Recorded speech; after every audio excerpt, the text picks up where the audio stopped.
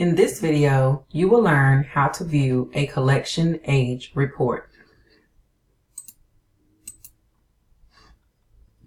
You will begin at the Reports tab in Destiny, and then you will scroll to the Collection Statistics Summary.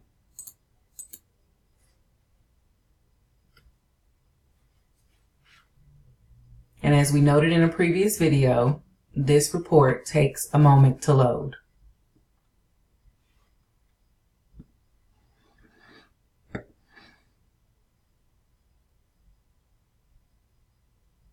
Once that report is up, you will notice that you can choose age from the top right.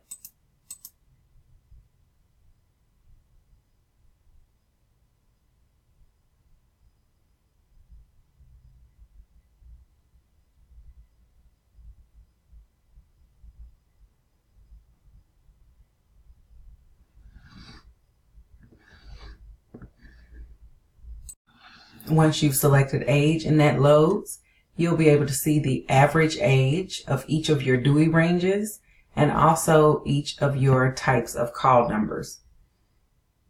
And so you'll see here that the average age of the items in the collection is at about 21 years.